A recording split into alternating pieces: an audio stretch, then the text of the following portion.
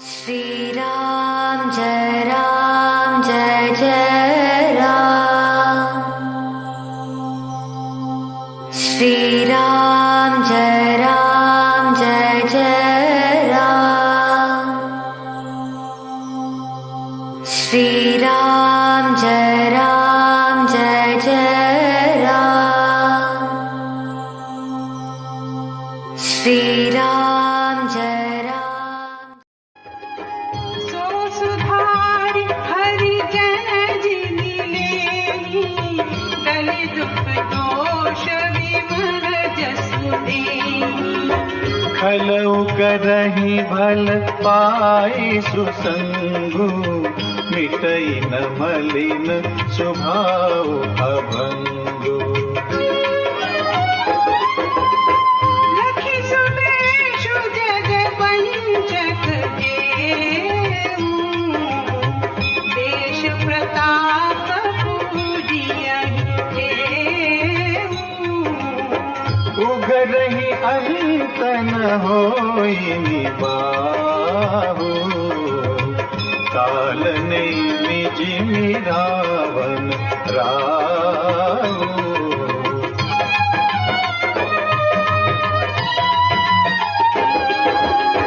कियहु कुबेरु साधु सन्मानु, जिमि जग जामवंत हनुमानु। हानि कुसंग सुसंगति लाहु, लोकहु वेद विदित सब काहू।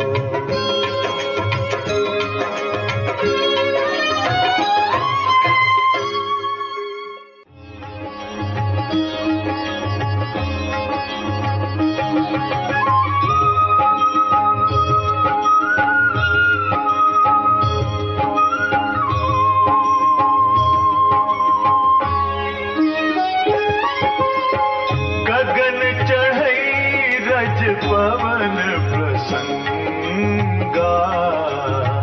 कीचहि मिलई नीच जल संगा। साधु असाधु सदन सुख सारी, सुमिरहि राम देहि गहि गारी। सनातन धर्म ज्ञान गंगा चैनल में आप सभी का स्वागत है। मेरे प्यारे राम भक्तों, मेरे प्यारे कृष्ण भक्तों, आप सभी को जय श्री राम जी की जय श्री कृष्णा। मेरे प्यारे राम भक्तों, सनातन धर्म ज्ञान गंगा चैनल की आज की वीडियो में हम लोग श्री रामचरितमानस के बालकांड में प्रथम सोपान से भाग 26 में 4 गोस्वामी तुलसीदास जी रचित 4 चौपाइयों को हिंदी के सरल रूप में सुनने और समझने का प्रयास करेंगे। जय श्री कृष्णा, जय श्री राम जी की। मेरे प्यारे राम भक्तों, इससे पिछले दोहे और चौपाई में श्री गोस्वामी तुलसीदास जी ने हमें यह सत्य बताया था कि परमात्मा ने अपनी ये सृष्टि जड़ और चेतन के सहयोग से रची है। जड़ अर्थात अपरा प्रकृति, चेतन अर्थात परा प्रकृति अर्थात ब्रह्म तत्व, अर्थात प्रकृति और ब्रह्म तत्व मिलकर इस सारे संसार की रचना करते हैं। उससे आगे भगवान तुलसीदास जी कहते हैं, मगर बीच में त्रिगुणात्मक जो 3 प्रकृति के 3 गुण हैं, सत्व रज तम, इसके कारण हर मनुष्य में अच्छाई और बुराई का स्वभाव बना रहता है। और उसके आगे आज के श्लोक में गोस्वामी तुलसीदास जी कह रहे हैं कि भगवान के भक्त से जैसे चूक हो जाती है, तो वो अपने भगवान की भक्ति के कारण और ईश्वर की दिए गए प्रेरणा के कारण अपने चूक से अर्थात अपने दोषों से उभर जाता है और भगवान के शरण होकर उनकी भक्ति करके निर्मल यश को पाता है। मगर दुष्ट जो हैं वो कभी उत्तम संग पाकर भलाई तो कर सकते हैं, परंतु उनका जो दुष्ट स्वभाव है वो कभी नहीं बदलता। गोस्वामी तुलसीदास जी अगले चौपाई में कहते हैं कि वेशधारी जो ऐसे साधु हैं, जो साधु का वेश रखकर संसार को ठग रहे हैं, लोग उनको साधु के वेश में पूछ तो रहे हैं, परंतु एक दिन वे साधु का जो सत्य है वो संसार के सामने उनका पाखंड आ जाता है और उनको जिस प्रकार कालनेमी का पाखंड नहीं चला, उसी प्रकार इन पाखंडी साधुओं का पाखंड भी संसार के आगे ज़्यादा दिन तक नहीं टिक पाता और ये संसार में अंत में अपमानित होते हैं। उसके आगे गोस्वामी तुलसीदास जी कहते हैं, जो सच्चा साधु है, जो सच्चा संत है, वो भले ही बुरा अपना वेश बना ले, मतलब भी जगत में उसकी इनकी पूजा ही होती है। इसके उदाहरण में गोस्वामी तुलसीदास जी जामवंत जी और हनुमान जी का उदाहरण देते हैं। दोनों एक शरीर से भालू हैं और एक शरीर से बानर जाति के हैं, मगर उनका वो संत हैं, वो सच्चे साधु हैं, तो संसार में उनको सत्य मानकर उनकी आज तक पूजा की जाती है। और ये ऐसे सच्चे संतों की संसार में सदा पूजा ही की जाती है।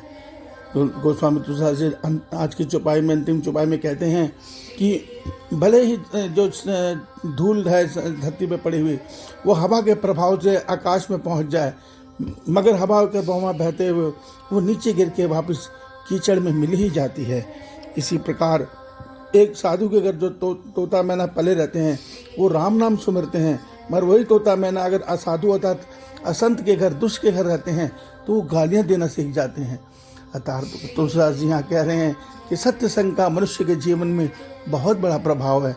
अर्थात जब मनुष्य असत्य का संग करके सच्चे साधुओं की बातें सुनता है, उसको जीवन में मनन करता है, तो वो परमात्मा को प्राप्ति करने के योग्य बन जाता है। मगर यही मनुष्य अगर दुष्टों का संग पाकर विषय भोगों में लिप्त हो जाता है तो धीरे धीरे अपने पतन की ओर बढ़ते हुए एक दिन खत्म हो जाता है। अर्थात अधोगति में गिरकर पशु की योनि में 1,84 चक्र में भ्रमण करने के लिए मनुष्य तन छोड़कर चला जाता है। मेरे प्यारे राम भक्तों, श्री रामचरितमानस में गोस्वामी तुलसीदास जी अभी हमें दुष्टों और साधु मनुष्यों का स्वभाव बता रहे हैं और उनके संग से क्या प्रभाव पड़ता है, हमें यह सत्य बता रहे हैं। नित्य श्री रामचरितमानस सुनिए, भगवान श्री राम जी के श्री चरणों में प्रीति रखकर विश्वास मानिए, इससे हमारे मन में प्रभु के प्रति अपार प्रेम अवश्य उमड़ेगा। श्री राम जी आप सबका कल्याण करें, आपका दिन शुभ हो। जय श्री राम जी की जय श्री कृष्णा।